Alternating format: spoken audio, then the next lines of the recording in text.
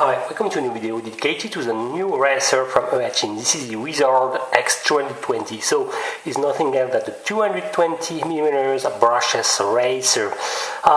There is a lot of new things in this new design. So they almost change everything, and they would say the main good news is the introduction of the new technologies, features of ESC with some BLES compatible 30 ampere ESC. So it should bring much more stability and be much more efficient in acro flying.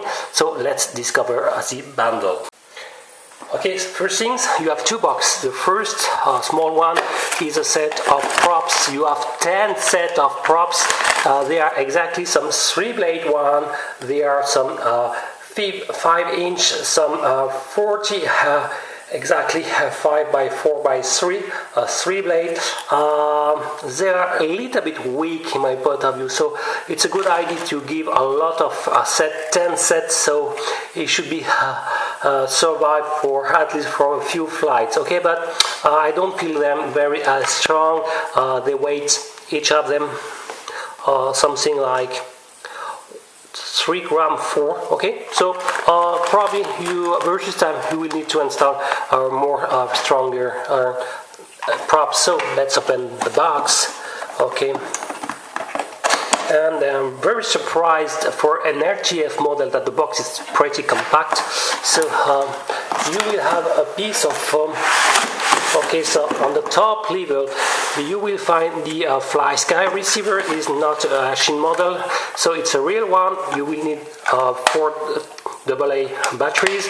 NEMH batteries are working, okay, and it's a real one. Okay, let's check that. You can enter to the system, and you can see that in the firmware version it's a Fly Sky model. And let's check the setup and display. Only 6 channels transmitted. Oh, that's drawback. So the main one are the channel 6 is this 2-position one, and the channel 5 is this 3-way. The other 2-way are not used. Well, they can be used for the dual rate, for example, and the throttle hold. That can be very useful versus that. So what you will receive, a CD-ROM. I don't know exactly what you will find on it. Okay, an instruction manual, very compact and just a piece of paper where you can have the precaution. Okay, but you have the main characteristics. So without the battery, without everything, 348 grams, cadmium carbon. We will check if it's true. 3K1. Motors are 2204 time and to be 2300 kV, and as I said, the AC are 20. Okay, sorry, 20 ampere with a peak of 30. But they are BLES compatible.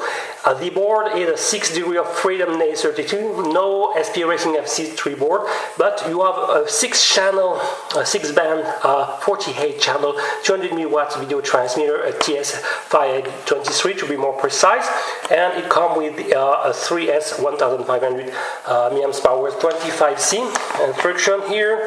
Well, the list of frequency, the switch C is nothing else that used to be used for the select the 3 flight mode. By default you have the most angle one, okay, on top. On the middle this is the latitude, and the pure acro is in lower. Okay, characteristic, how to arm, etc. So you have this battery as it was written, and yes, it's a 1500 milliamps powers, ending with the XT60 connector. Can give you the weight, but it seems to be a very standard model. So the battery standalone weight 121 grams, and as they mentioned, but it's pretty classic. You have something like, okay, 90 millimeters by 34 by 20. Okay, so it's quite standard dimension. So you have a basic charger to be used either working for 2S or 3S LiPo. It's a basic B3 charger with this power cable, no adapter for your weapon, so you will have to give yours. Okay, so it's a very basic IMAX RC1 model. You have a bind plug to bind your transmitter with the receiver, so you will have to disassemble your quadcopter to insert the bind plug. That's a little drawback, but there is no reason to lose the bind. It's done by default. You have some zip ties, a lot of zip ties. That's a good idea. So you have 1, 2, 3, 4, 8 zip ties. That's good if you're losing some, okay, or maybe to attach the antenna. We'll see in a few instants. Some bags with some M2 screws, okay, in case you're losing some screws, especially for the arms. 2 sets of M5 so there are some clockwise, there are some counterclockwise. The counterclockwise are black and the clockwise are silver. 2 sets, that's good. If you're losing some, you will be able to save your FPV station. And this is the antenna, 5.8 GHz linear one, so no clover leaf, okay. It's a flex, not so flexible, yes, maybe on the extremity, but not so much. So we will see how to attach it. And finally, here is the quadcopter. Wow, let's check the bottom. So as you can see, the arm seems to be independent. That's good. If you break one, you will be able to fix it more or less faster. So you have these 3 nuts in the back. That's good. You have some foam to playing the role of landing skid. And this is the here you can see the LEDs to give some light properties. Sounds to be good. I will check if they are programmable through Betaflight or CleanFlight. And on the top of it, here are the ESC, some 20 amperes 4S are supported, okay, and they are BLLES. So flash, and also with the last version of BLLE firmware, that we will check that point, but it should be the case. Motors 2004 type, announced to be 2300 kV, okay. The shaft dimension is 5 mm, okay, quite standard, so no problem of compatibility. You will be able to use different prop caps if you want. Everything sounds to be in carbon. The arm are effectively 4 mm, that's correct, and the lateral side should be around, okay, let's check that, around 2 mm, okay, so sounds to be solid. Let's check the weight. Standalone, without prop, without antenna, without nuts, okay, and without LiPo.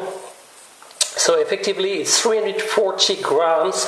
And let's little bit focus more on the right side. You can find here the micro USB slot for your DNAS 32, okay, and we will check if it's come with a CleanFlight or a Betaflight. You have the XT60 connector, okay, blocked thanks to this kind of piece of rubber, like used to lock, for example, some brushed motors in basic quadcopter. So it's blocking well, so that's good. And it's the same for the right-handed ACMA connector. So you have an extension, okay, you can see here on the FPV transmitter, the 6-position dip switch is on the bottom side, so it will be a little bit tricky to access to the dip switch to select your favorite band and frequency. And you can see here you have an extension to left-handed one, 90 degrees one, to connect your FPV antenna. And you can see that you probably need to push the rubber to be able to screw to fasten more better the antenna. Okay, so versus time or after a crash, be aware to check that point. So it should be okay. So I don't have any difficulties to fasten the antenna. Okay, but it's a drawback to have only a linear antenna. You will have to replace with your favorite cloverleaf. Let's focus more on the FPV camera. It's supposed to be a 700 TBL camera, CMOS, and broadcasting the signal in pale, okay, if not wrong. And I really like the maximum tilt angle, very even more than 45 degrees. Okay, so that's good. Let's perform a conductivity test on the arms, okay, to check that it's a real carbon element. Okay, so let's check that. Yes, that's good points. So the main arms are in carbon, the upper structure should be Not sure that the upper one, oh yes, it's beeping, so no problem. So all the elements are in carbon. Okay, that's good. Okay, there is a paint, so on the lateral side, so I won't be able to access directly to the carbon, but all the elements are in carbon. That's a good point. Let's check a little bit the antenna, the receiver antenna that I'm not correctly positioned. So I think the main trick is to remove the upper plate by disassembling to these 1, 2, 3, 4, 6 X screws, and to attach, thanks to the provided zip ties, the Ericsson diversity antennas more front, okay, to be far from the 5.8 gigahertz antenna. Okay, so I don't see here some OSD or bother, so I will check that, and I will now more disassemble the upper part to check the anterior part. So let's discover the anterior part. So as you can see here, you have the FPV camera, no other button to switch, for example, from PAL to NTSC format. You have the NA32 board, so no rotation, so directly on axis. And here is the receiver directly attached via the same battery straps than the battery. And I think this battery strap should be installed more rear to be able to attach the camera or the battery module a little bit more rear in order to install more easily, for example, Mobius Cam or Runcam HD2. And in the same time, you can relocate the antenna, actually install rear side more front, and to attach them to the zip ties.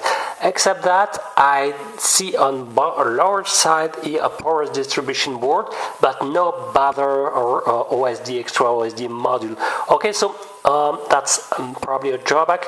And well, so a little bit some change have to be done, especially here if you want to change your video frequency and band. You have to remove the 6X screw, okay, time to time to access to them.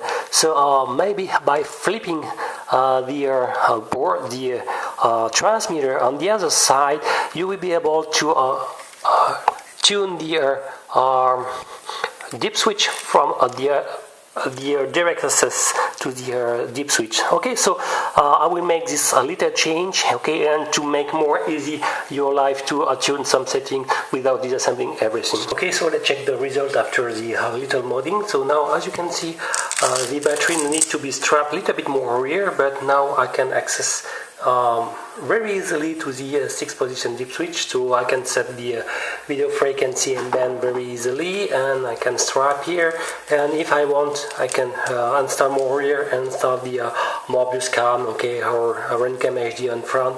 I will zip tie also the antenna, but it should be okay right now. And let's check a little bit the video signal. So what is the default video frequency? Be sure that the antenna is always attached when you power on your quadcopter.